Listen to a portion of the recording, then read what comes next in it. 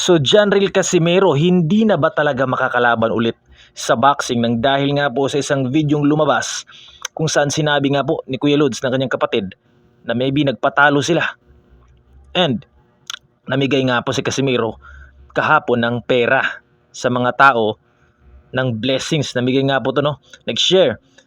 And ngayon si Casimero nag-training nga po, 'di ba, nagturo ng mga galawan sa mundo ng boxing sa kanyang mga kababayan na mga amateurista mga boss o aspiring boxers.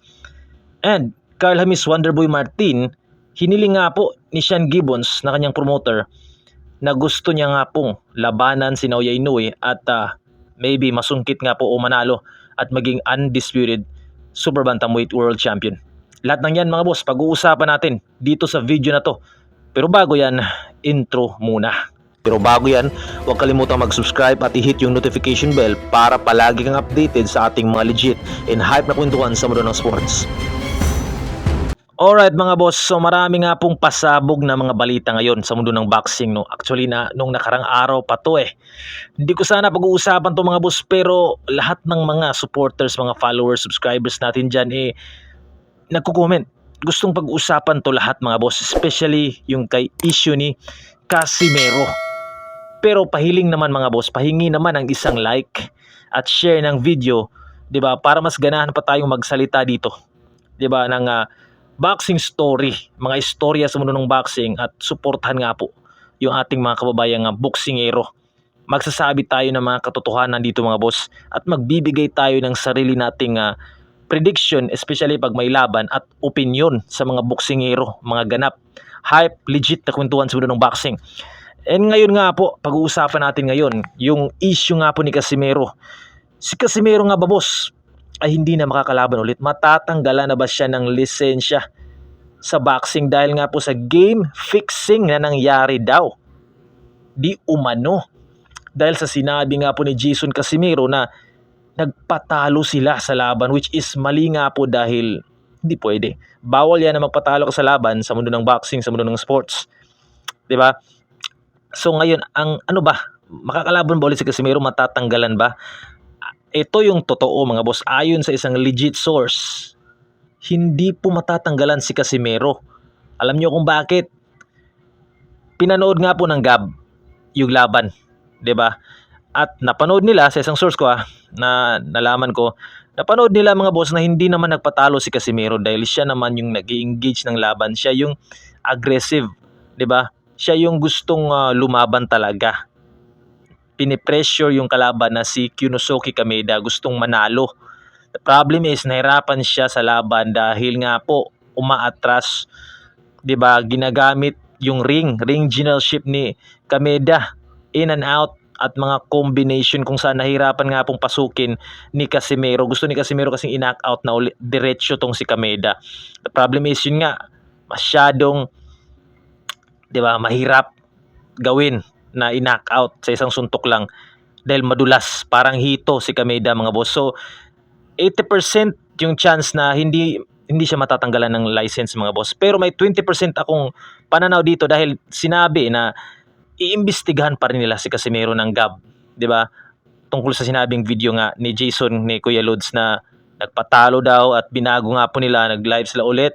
Kung saan sinabi nga ni Jason na nagkamali lang daw, 'di ba? Or sinabi ni Casimero din na nagkamali lang siguro si Kuya Lods dahil Bisaya 'di ba? Yung Tagalog niya hindi masyadong ganun kagaling daw. At ang gusto niya ipahiwatig daw, sabihin dapat natalo sila dahil may ibang plano daw yung si Lord sa kanila, na yung mga hindi lumaban ilalaban na sa kanila. So binago nga nila, no? At si Casimero, sabi nga ni Casimero, wag ka na magsalita kasi 'di ba nagagalit na yung mga tao sa mga sinasabi mo. Yan yung sinabi ni General Casimero mga boss. So ayon nga sa ating source, wala silang nakitang chance na matanggalan si Casimero sa ngayon ng lisensya dahil hindi naman daw nagpatalo si Casimero. Lumaban siya ng buong puso, ng buong tapang, 'di ba? Lahat binigay niya, nahirapan lang talaga siya, natalo siya sa points, sa puntos. Pero at least hindi siya na knockout, 'di ba? Hindi siya na knockdown. Lahat yan mga boss. Nahirapan lang talaga si Casimerong manalo sa points. Pero kung nakipag-toe-to-toe itong si Kameda mga boss, especially kung mag-rematch man sila, if ever na mag-rematch sila ni Kameda mga boss, kahit sa Amerika man yan, iba if ever na mabalik yung kanyang visa mga boss, sa Pilipinas, Japan, Thailand, Taiwan, China, di ba? Kahit bumalik siya sa Kyrgyzstan mga boss, kung makipagsabayan si Kameda, wala naman talaga siyang chance. Sabi ko nga, walang chance siyang manalo kay Casimero. Kaya ginawa niya, in and out. 'Di ba? Atras-atras, tumatakbo-takbo ng konti. Kaya si Casimero gusto makipag-engage pero nahirapan siya kasi hindi lumalaban ng todo, ng sabayan. 'Di ba? Ng bigayan yung Kyunosuke Kameda. So, sabi nga niya, mas magandang kalaban daw si Neri if ever na mangyari yan kasi pinakit na si Neri sa ring. I mean, si Casimero sa ring after ng fight ni Neri mga boss, no? So, hinawakan yung kamay ni Casimero at Neri and maybe maglalaban sila. So, ngayon, wala na kayong dapat ipag-alala mga boss. Sa 80% yung chance ni Casimero na hindi po siya matatanggalan ng lisensya at still lalaban pa rin si Casimero. Huwag kayong mag-alala mga boss dahil yun nga, sinabi nga ni Casimero di siya nagpatalo. Natalo siya sa points pero kung sa bayan yun, knockout yun si Kameda mga boss. So tanggap na nila at walang hindi totoo na nagpatalo si Casimero. Nagkamali lang siguro si Kuya Los Jason ng pagsabi mga boss. So but still iniimbestigahan pa rin daw ng 'di ba? Ng GAB. Pero para sa akin mga boss, hindi nagpatalo si Casimero, 'di ba? Gusto lang talaga ni Casimero ngayon ng rematch or maybe kay Neri. And yun, huwag kayong mag-alala mga boss. Relax lang, chill lang. Lalaban ulit si Casimero. Huwag kayong mag-alala. Okay? So speaking of Casimero, pagpatuloy natin mga boss, namigay nga po si Casimero ng pera. 'Di ba? Nagmudmud po to ng pera mga boss dahil nakauwi na to sa kanyang lugar sa Ormoc. Nagbigay siya ng balato sa kanyang pamilya or maybe sa kanyang mga 'di ba, relatives doon o sa ibang tao. So salute kay Casimero. Ngayon hindi lang kahapon, ngayon mga boss, nagturo na naman siya ng mga aspiring boxers, mga amateurista, tamang technique, tamang galaw, paano yung tamang pagsuntok para manalo sa laban. So salute kay Casimero, marami siyang naambag dito sa mundo ng boxing sa Pilipinas mga boss. Naging 3 Division World Champion, namimigay ng blessing sa kanilang lugar, mga bigas, pera. And ngayon, yun di ba, nagtuturo siya ng mga aspiring 'di ba, amateur boxers sa Pilipinas, mga Pinoy na talagang gustong maging world champion, maging professional boxer. So maraming naambag na si Casimero mga boss. So 'di ba? Salute Cuadro Alas. And alam nyo ba mga boss, nalaman ko na si Carl James Wonderboy Martin ay gusto na palang labanan si Naoya Inoue. Siya na pala yung hiningi niya kay Sean Gibbons na, Sir Sean, gusto nyo ibigay na si Naoya Inoue daw, parang ganon mga boss. 'Di ba? Dahil gusto niyang makalaban to at maging isang ganap na world champion, maging undisputed world champion mga boss. Ito, magbibigay ako ng sarili kong opinion mga boss, no. Sabi ko nga, ang suporta ko lahat ay sa mga Pinoy. Talagang kahit sinong lumaban, pag Pinoy, Pinoy tayo. Llamado, dihado, Pinoy pa rin tayo mga boss. Pero magbibigay ako ng totoong opinion, sarili kong opinion, 'di ba, na walang halong, 'di ba, walang halong bias pag opinion, sariling opinion mga boss, no. So ngayon, kung sinabi nating maglalaban o ikakasa, if ever lang kasi rank number 2 ngayon mga boss, o number 2 contender itong si Carl James Wonderboy Martin sa WBO mga boss. Number 1 si Junto Nakatani na actually yan na yung nakalinya kay Naoya Inoue. After nga po kay Alan David Picasso sa December next year is Junto Nakatani. So ngayon, if ever lang mangyari Naoya Inoue versus Carl James Wonderboy Martin, may chance ba talaga? Kahit nga si Attorney Ed Tolentino sa Boxing Shorts, with Attorney Ed Tolentino, sinusubaybayan ko rin yan mga boss. Salute kay Attorney Ed sa lahat ng mga magaganda niyang prediction, analisiya sa mundo ng sports, sa mundo ng boxing. Salute kay Attorney Ed, shout out. Kahit si Attorney Ed mga boss, sinabing masyado pang hilaw, masyado pang, 'di ba, wag magmadali. Masyado pang maaga para kay Carl James Wonderboy Martin. Kailangan pa niyang lumaban sa mga di kalibre talagang boksingero sa, 'di ba, championship fight. Kailangan pa niya makalaban yung mga magagaling na boksingero na talagang di kalibre mga boss. Which is 100% totoo mga boss. Dahil sa ngayon, imagine si Aran Dipain mga boss, nakalaban ni Naoya Inoue. Ngayon, ninakaut ni Naoya Inoue yan, si Dipain. Ngayon kay Carl James Wonderboy Martin, nag-i-expect yung iba ng karamihan na kaya din ni Martin yan kasi undefeated si Martin, kaya niyang bugbugin yan, na i-knockdown o i-knockout siguro yan. The problem is ang tibay nung Dipain mga boss, putik. putik, napakatibay. Tatamaan ng combination ni Martin. 'Di ba? Bagsak pa si Martin pero out of balance actually mga boss. May pagka out of balance kasi yun nga yung 'di ba, yung paa medyo ginano niya si Martin. So si Martin din yung pagbagsak ni Dipain sa suntok niya medyo out of balance din eh. Hindi pero actually binilangan so counted pa rin yung knockdown.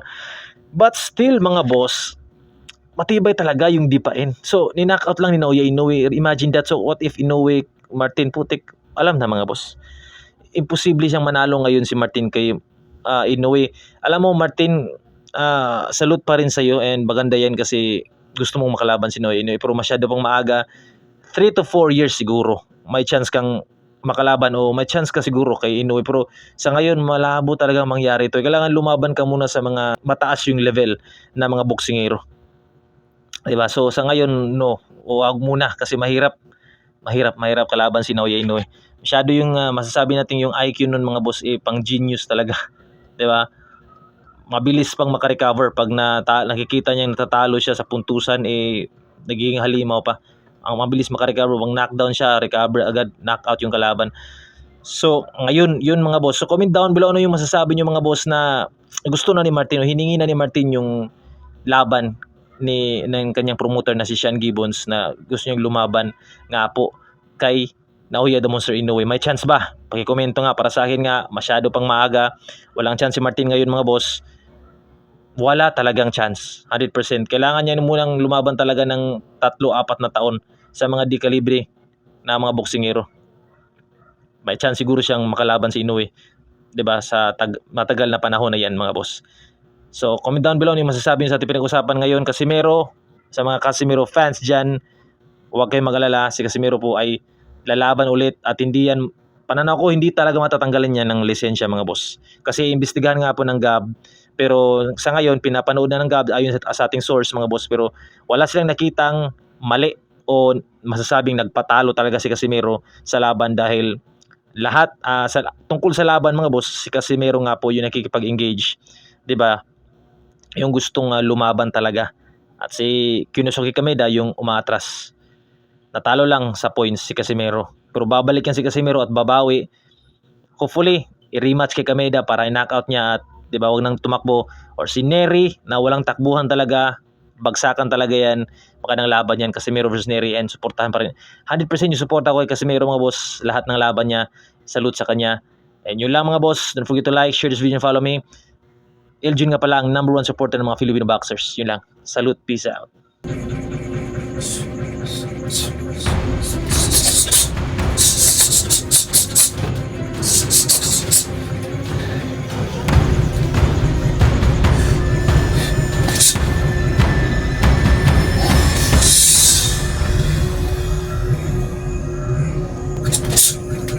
Diba?